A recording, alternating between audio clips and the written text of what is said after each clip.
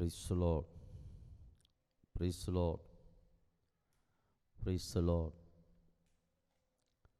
Praise the Lord, praise the Lord, praise the Lord. Hallelujah, hallelujah. మన ప్రభును మన రక్షకుడైన యేసు క్రీస్తు దివ్యనామమును బట్టి పరిశుద్ధులందరికీ కూడా, ఆయా స్థలాల్లో ఉన్న ప్రియమైన వారందరికీ యేసుక్రీస్తు నామములో మీ అందరికీ వందనాలు.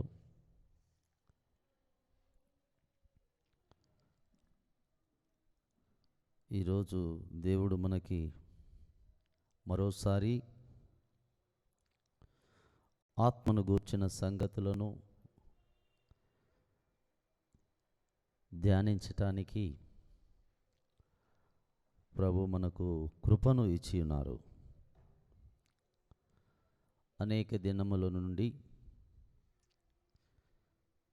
క్రీస్తునందు విశ్వసించిన పరిశుద్ధులు మారు మనసు పొంది ఎవరైతే విశ్వాస మార్గములో నడుచుచున్నారో వారి జీవితంలో పరలోకములో ఉన్న సృష్టికర్త అనే దేవుడు వారు పూర్ణులై దేవునికి కుమారులుగా ఉండుటకు, ఆ కుమారుని యొక్క స్థాయికి వారు ఎదిగి రావటానికి ప్రభువైన యేసుక్రీస్తు తనకు ఏ విధముగా ప్రియ కుమారుడుగా,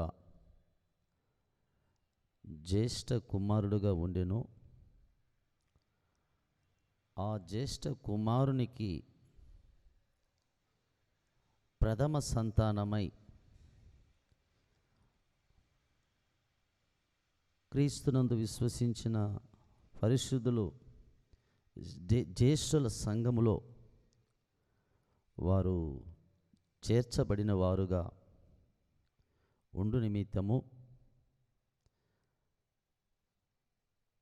మానవుని జీవితములో దేవుడు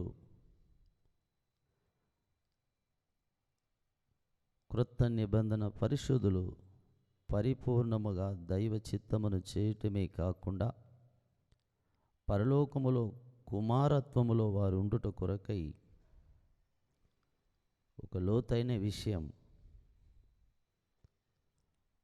దీనిని మనము అర్థం చేసుకోవలసిన వారమై ఉన్నాము. నిజదేవిని ఎరిగినప్పటికీ, యేసుక్రీస్తు సృష్టికర్త అనే దేవుడని స్పష్టముగా మనం ఎరిగినప్పటికీ, దైవ సంకల్పము మనము సరిగా అర్థం చేసుకోవలసిన వారమై ఉన్నాము. అందుకని విశ్వసించిన వారు ఎవరైనాను సరే అంతటితో వారు పరిపూర్ణులు కాజాలరు. మనము అనేక సార్లు విని ఉన్నాము, ప్రభువైన యేసుక్రీస్తును వారు ఎరిగిన తర్వాత వారు చెడ్డ కార్యములన్నీ కూడా మానివేసి, నిర్జీవమైన క్రియలన్నీ కూడా విడిచిపెట్టి, లోకములో వేరుపరచబడి వారి జీవితంలో ప్రభు కొరకే వారు జీవిస్తూ, మంచి మంచి కార్యాలు చేస్తూ, నైతికంగా నడుస్తూ, ఉద్యోగ విషయంలో మనము లంచము తీసుకోకుండా ఉంటూ, వ్యాపారములో మోసకరమైన వ్యాపారము చేయకుండా ఉంటూ, త్రాసును తూచే సమయంలో కూడా సరిగా త్రాసును తూచుచు ఒక యథార్థంగా మనం నడుస్తూ, మన మాటల్లోనూ పవిత్రతను మనము జరిగించుచు, ఇలాగా ఒక పరిశుద్ధమైన కార్యాలను మనము చేస్తూ, ఇవన్నీ మనము జరిగించుచున్నప్పటికీ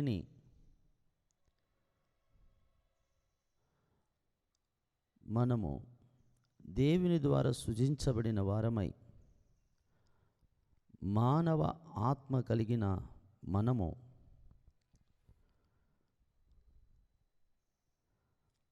దేవుని ఆత్మ మన హృదయములోనికి పంపింపబడి దేవుని ఆత్మయు మనమును ఏకమై ఉండే ఒక అనుభవము. దేవుడు ఆత్మై ఉన్నాడు కాబట్టి ఈ ఆత్మ విషయాన్ని మనము గ్రహించవలసిన వారమై ఉన్నాము. అందుకని ప్రభునందు విశ్వాసం ఉంచి పాపక్షమాపణ పొందిన ప్రతి ఒక్కరూ కూడా అలనాడు మొట్టమొదటి యొక్క ప్రసంగములో పేతురు గారు ప్రసంగించిన యొక్క ప్రసంగములో పాపక్షమాపణ నిమిత్తము బాప్తిసం పొంది దేవుని యొక్క ఆత్మ అనే వరమును అక్కడ నిలుచున్న వారేం కానీ వారి యొక్క పిల్లల తరమక కానీ ఈ విశ్వాసంలో వచ్చేవారందరికీ కూడా అది వర్తిస్తుందని అలనాడు పేతురు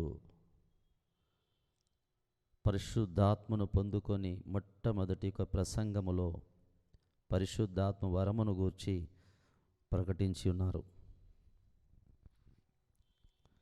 ఈ విషయము మనము అనేక సార్లు మనం విని ఉన్నాము.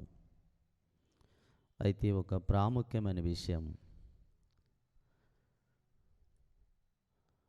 ఒక విశ్వాసం ద్వారా మనం ఏ విధముగా నీతిమంతులముగా తీర్చబడుచున్నామో, దేవుని యందు విశ్వాసం ఉంచడం ద్వారా మనం ఏ విధముగా రక్షించబడుచున్నామో, అదేవిధంగానే ఆత్మను పొందు విషయంలో కూడా ఇది విశ్వాసం మూలముగానే జరుగును. వాక్య ప్రకారంగా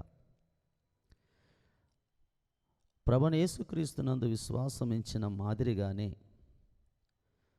ఆత్మను పొందుకునే విషయంలో కూడా మనకు విశ్వాసం అవసరమై ఉన్నది.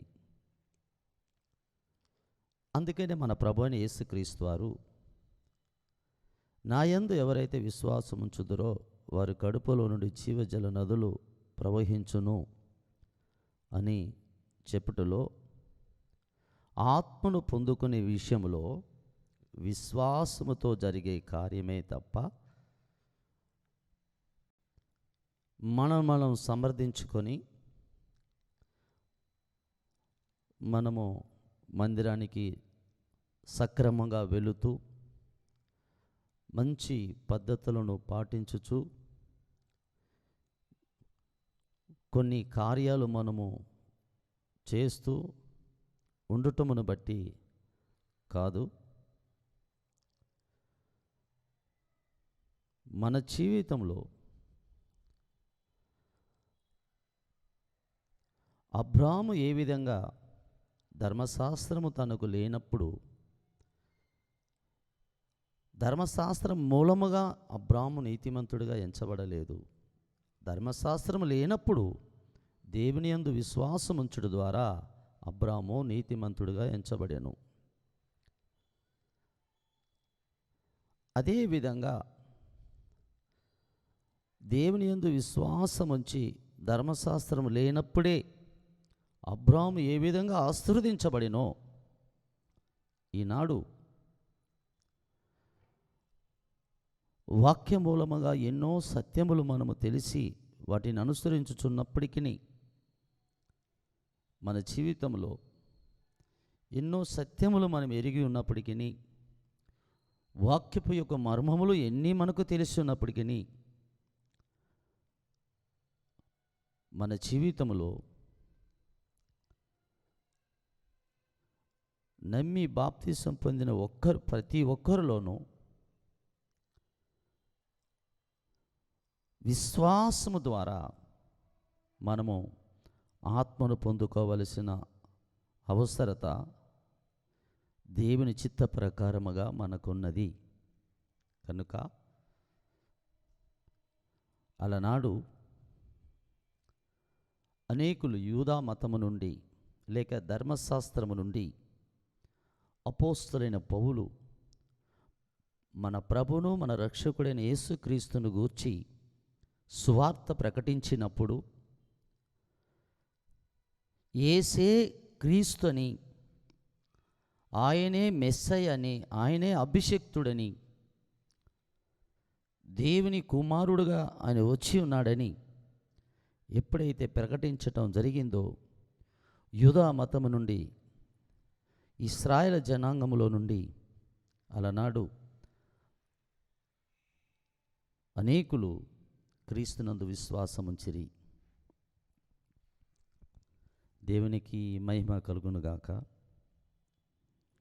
అయితే విశ్వాసం ఉంచి కొద్ది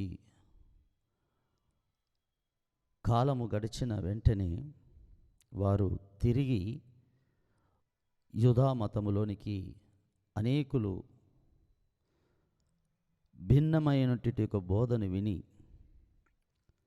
సరైన అవగాహన లేకుండా చెప్పుచున్న మాటలు విని తిరిగి మరలా యూదా మతములోనికి చేరుతున్న దినములవి.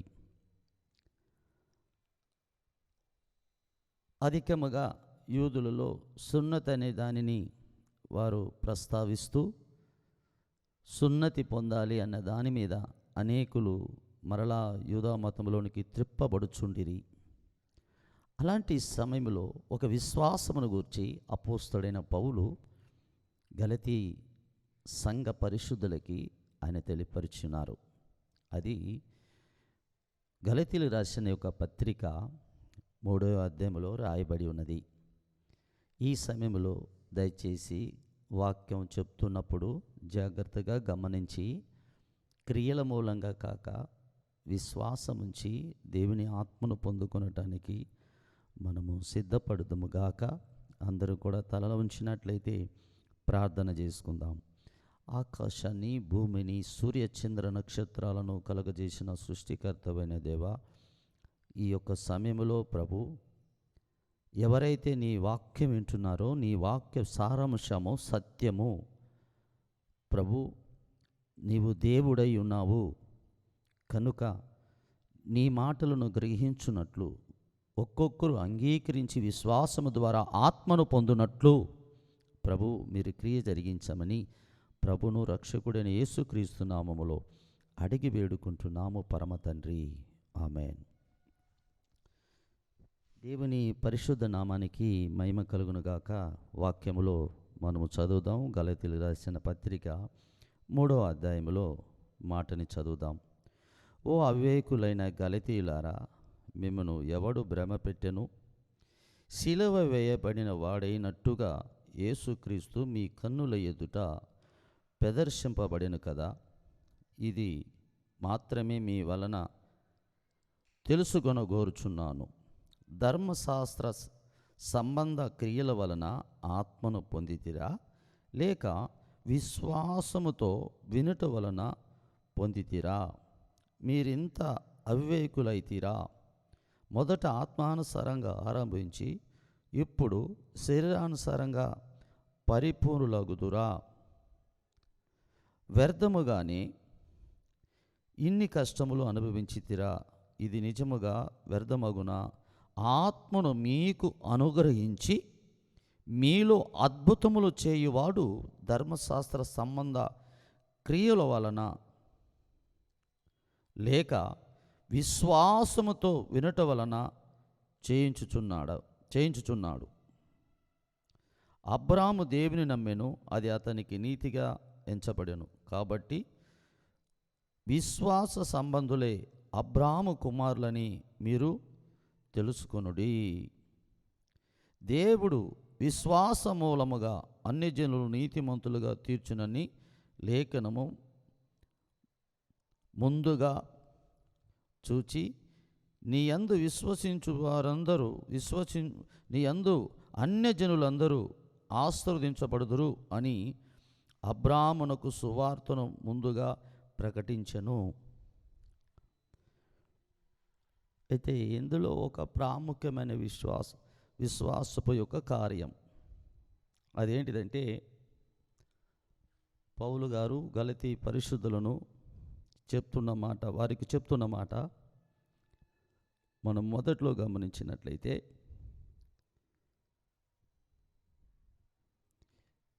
రెండో వాక్యములో, ఇది మాత్రమే మీ వలన తెలుసుకొనగోరుచున్నాను, ధర్మశాస్త్ర సంబంధ క్రియల వలన ఆత్మను పొందితిరా, లేక విశ్వాసముతో వినుట వలన పొందితిరా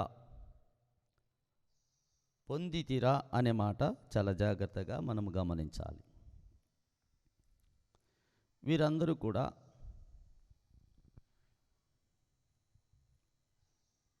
యూదులైనా కావచ్చు, అన్యజనులైనా కావచ్చు. ముఖ్యంగా యూదులైన వారు ధర్మశాస్త్రము వారికి ఇవ్వబడిన తర్వాత ఆ ధర్మశాస్త్ర ప్రకారంగా వారు నడిచినప్పుడు వారు నీతిమంతులుగా పిలువబడిరి. ధర్మశాస్త్రంలో వాక్యములు ఏవైతే ఉన్నవో వాటిని తూచా తప్పకుండా దాన్ని భయభక్తులు కలిగి వారు ఎప్పుడైతే దానిని జరిగించిరో వారు నీతిమంతులని పిలువబడిరి. అయితే కాలము సంపూర్ణమైనప్పుడు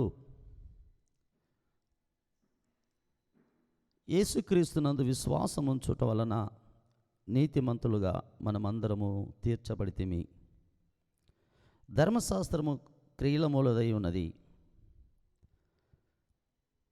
అయితే అన్ని జనులు కూడా రక్షించబడవాలన్నది దైవ సంకల్పమై ఉన్నందున క్రియకు మించి విశ్వాసము మానవుని నీతిమంతునిగా చేయుచున్నది. ఈ విధముగా అలనాడు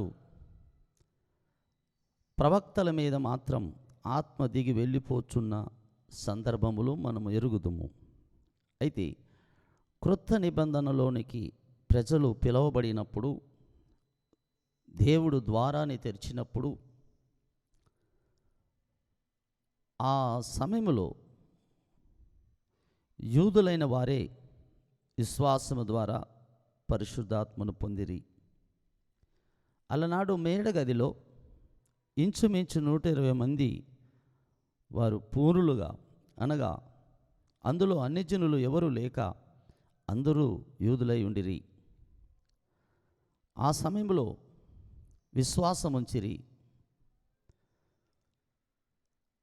ప్రభువైన యేసుక్రీస్తు తండ్రి వలన వాగ్దానం చేయబడిన యొక్క ఆత్మ విషయంలో విశ్వాసం ఉంచుట విషయము వారికి చెప్పి వెళ్ళి ఉన్నారు. కనిపెట్టమని వారికి చెప్పి ఉన్నారు. ఆ విధముగా యూదులైన వారు ఆత్మను పొందుకొనిరి. ఆ పిదప అన్యజనులైన వారు కూడా విశ్వాసం ఉంచి పరిశుద్ధాత్మను పొందుకొనిరి. ఇక్కడ మనం ముఖ్యంగా నేర్చుకుంటున్న అంశము ఈ గలతీ 3:2లో, ఇది మాత్రమే మీ వలన తెలుసుకొనగోరుచున్నాను, ధర్మశాస్త్ర సంబంధమైన క్రియల వలన ఆత్మను పొందితిరా, లేక విశ్వాసముతో వినుట వలన పొందితిరా అన్న ప్రశ్న సూటిగా యూదా మతంలోనికి చేర్చున్న వారిని గూర్చి చెప్తున్న విషయం. మీరు పరిశుద్ధాత్మను పొందుకుంటున్నప్పుడు, అంటే క్రియల మూలంగా, అనగా ధర్మశాస్త్రము మరి ఏదైతే చెప్పుచున్నదో దాని క్రియారూపంగా జరిగించడం ద్వారా మీరు ఆత్మను పొందారా, విశ్వాసం ద్వారా పొందారా అని ఇక్కడ ఒక ప్రశ్నగా పౌలు భక్తుడు ఆనాడు యూదుల నుండి లేక ఇశ్రాయేలు నుండి విశ్వాసములకు వచ్చిన వారిని సూటి ప్రశ్న అడుగుతున్నట్టుగా మనం చూస్తుంటున్నాం. అంటే దీన్ని బట్టి ఏమర్థమగుచున్నది? నీవు పాతకాలపు యొక్క పితరులు విశ్వాసులై ఉండి, వారు సేవకులై ఉండి, సంస్థానాలు ఎన్ని స్థాపించబడి ఉన్నా, ప్రపంచ స్థాయిలో శాఖలు వ్యాపించి ఉన్న, అనేక మంది కూడుకుంటున్న ఒక పెద్ద యొక్క సంఘముగా ఉన్న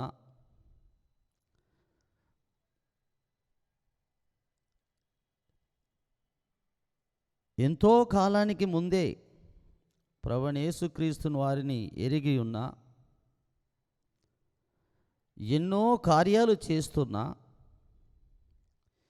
నీవు ఒక సేవకుని కుమారుడు అయినా ఆ సేవను జరిగిస్తున్నా.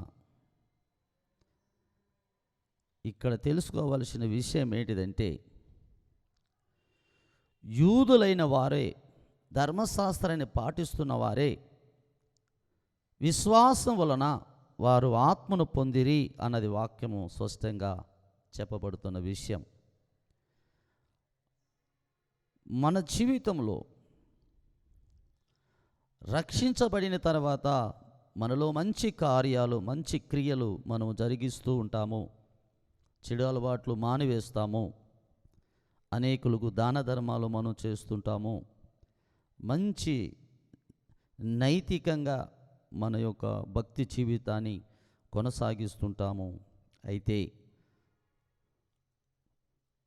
రక్షణ విషయంలో విశ్వాసం ద్వారా ఎలా జరిగిందో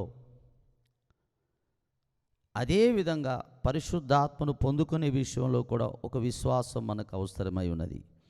అందుకని ధర్మశాస్త్ర క్రియ వలన మీరు ఆత్మను పొందితిరా లేక విశ్వాసం వలన పొందితిరా అన్న మాటకు అందరూ ఏం చెప్పాలి అంటే, విశ్వాసం వలన వారు పరిశుద్ధాత్మను పొందిరి. దేవునికి మహిమ కలుగునుగాక. అందుకని ఈ విషయాన్ని మనము బాగా గమనించాలి. పరిశుద్ధాత్ముడు మనకు బోధించకపోతే ఎవరు రక్షణ పొందరు. పరిశుద్ధాత్ముడు మనలో క్రియ జరిగించకపోతే ప్రభు అయిన యేసుక్రీస్తుని మనము ప్రభువుగా అంగీకరించలేము. అయితే ప్రత్యేకంగా ఆత్మ నింపుదల అన్నది అలనాడు యూదులైన వారు విశ్వసించి వారు పొందుకొనిరి. కొందరి మీద వారు చేతులుంచినప్పుడు వారు పొందుకొనిరి. కొందరైతే వారి జీవితంలో విశ్వాసము ద్వారా పొందుకొనిరి. ఈ విధంగా మనము వాక్యంలో మనం ప్రతి ఒక్కరూ చూచుచున్నాము.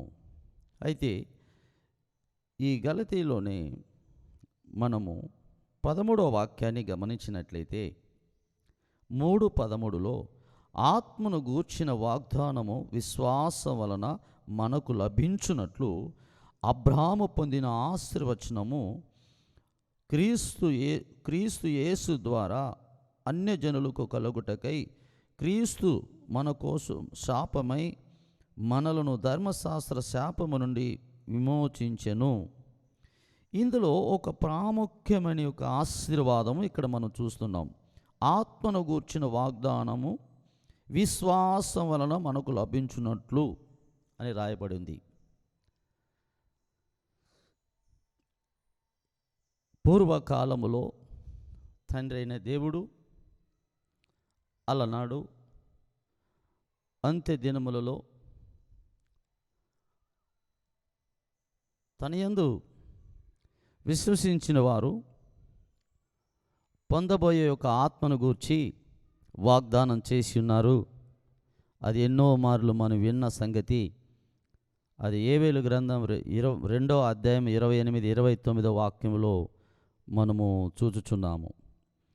అందుకని ఆత్మను గూర్చి వాగ్దానం విశ్వాసం వలన మనకు లభించున్నట్లు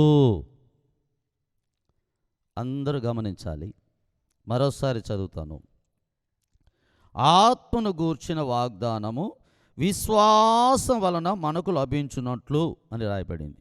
తర్వాత మనం చూసినప్పుడు ఇక్కడ అబ్రాహాము పొందిన ఆశీర్వచనము మనము చూచినప్పుడు అబ్రాహాము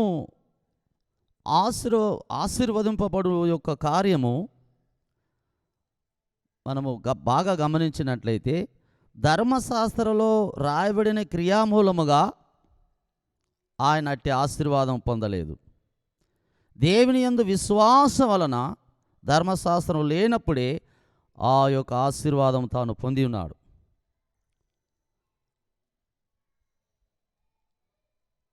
మన జీవితంలో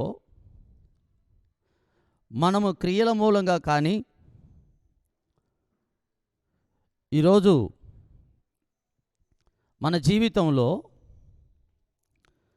దేవుని వాక్యాన్ని చక్కగా చదువుచున్నందును బట్టి కానీ, దేవుని పరిశుద్ధ గ్రంథం మన చేతిలో ఉన్నదానిని బట్టి కాకుండా, మన జీవితంలో ఒక ప్రాముఖ్యమైన విషయము, ఆ వాగ్దానము మనం ఎలా పొందుకొనగలము, ఆ వాగ్దానం మనకు ఎలా లభించును అని మనం గమనించినట్లయితే, ఇది విశ్వాసము ద్వారా మనకు లభించును అని వాక్యము స్పష్టంగా రాయబడి ఉన్నది. అందుకని క్రీస్తునందు ప్రియమైన వారందరూ కూడా ఈ విషయాన్ని మనము బాగా గమనించాలి. రక్షించబడిన ప్రతి విశ్వాసి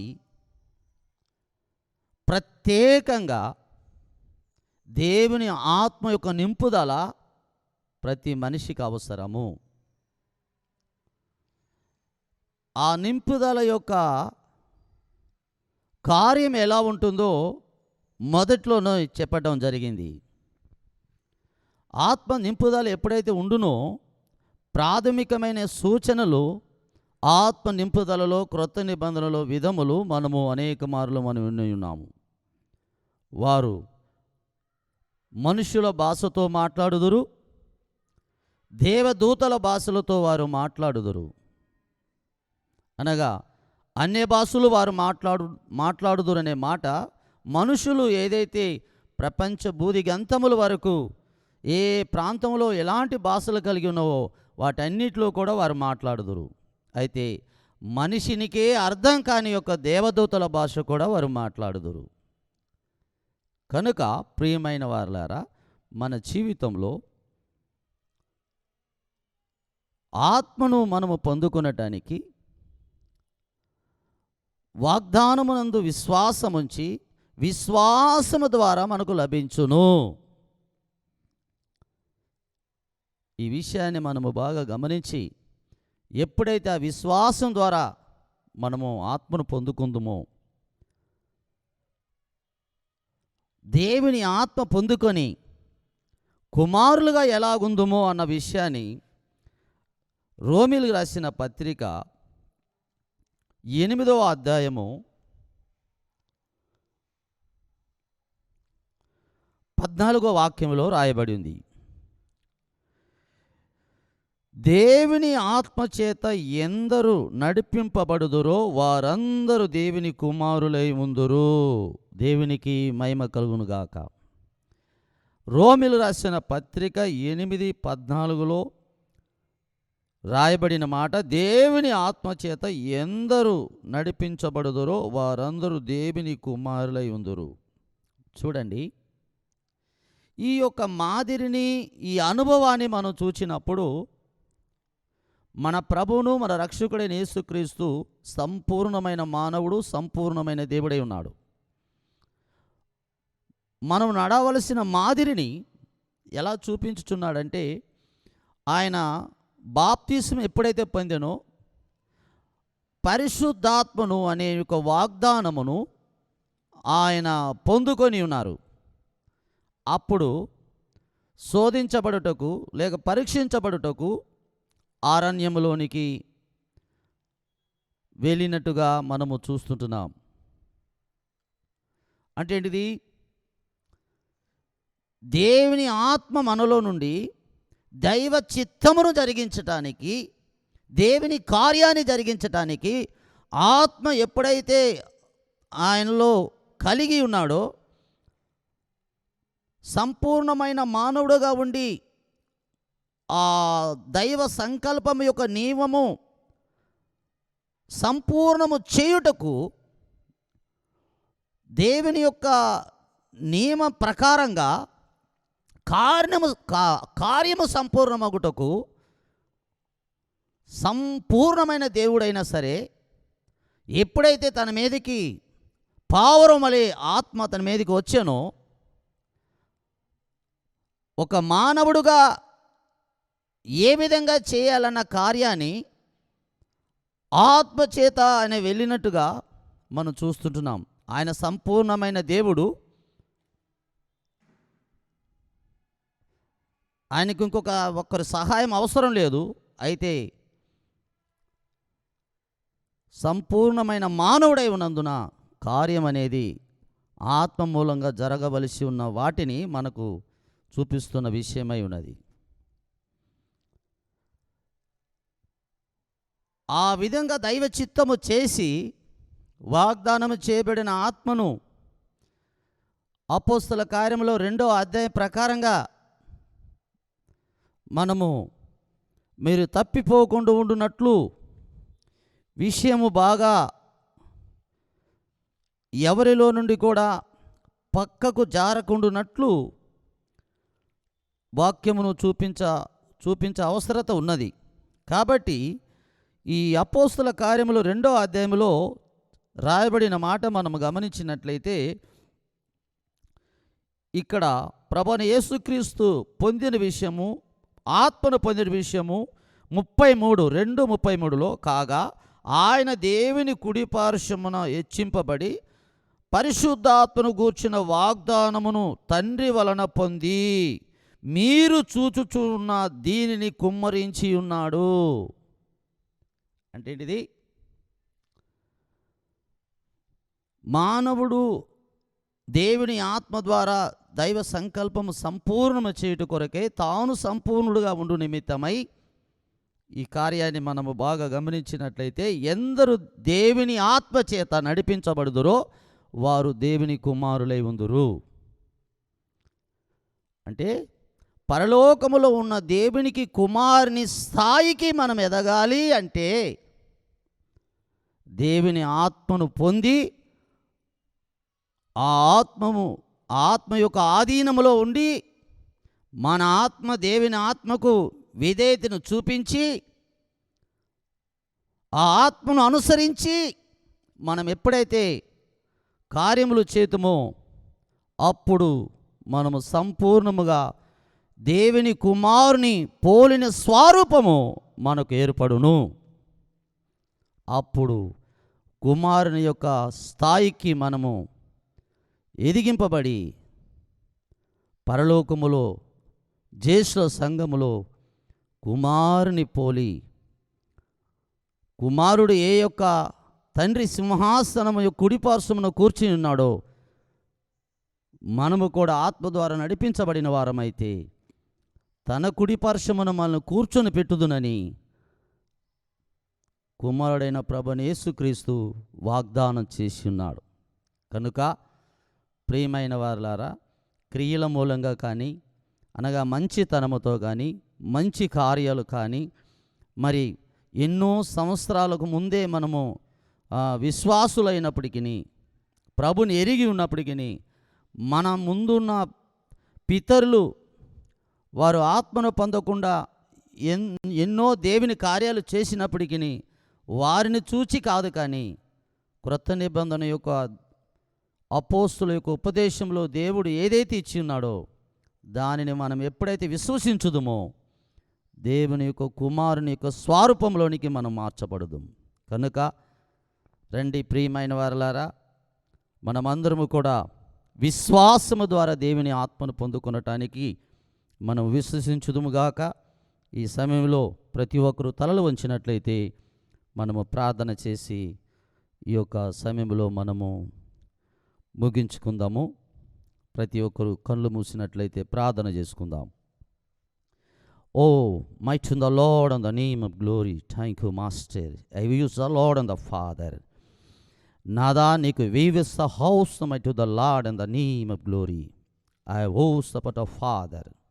తండ్రి నీకు స్తోత్రం. నీ వాక్యము సత్యము నాయన, నీ ఉపదేశములు ప్రభువా జీవములై ఉన్నవి నాయన. నీవు ఆత్మ ప్రేరేపణ చేత ఏదైతే మాటలు రాయించి సంఘమునకు ఇచ్చితివో సంఘ పరిశుద్ధులు విశ్వాసము ద్వారా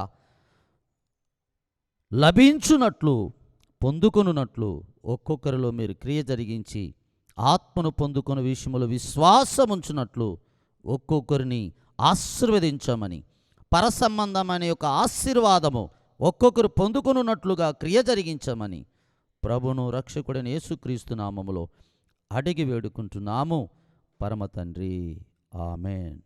మన పరమ తండ్రి దేవాది దేవుని యొక్క ప్రేమయు, ప్రభు అయిన యేసుక్రీస్తు వారి కృపయు, పరిశుద్ధాత్మ యొక్క అన్యోన్య సావాసము మనకును లోకములో ఉన్న పరిశుద్ధులకును ప్రభు రాకడ వరకు తోడై ఉండి నడిపించునుగాక. ఆమేన్. దేవుడు మీ అందరిని దీవించునుగాక. ఆమేన్.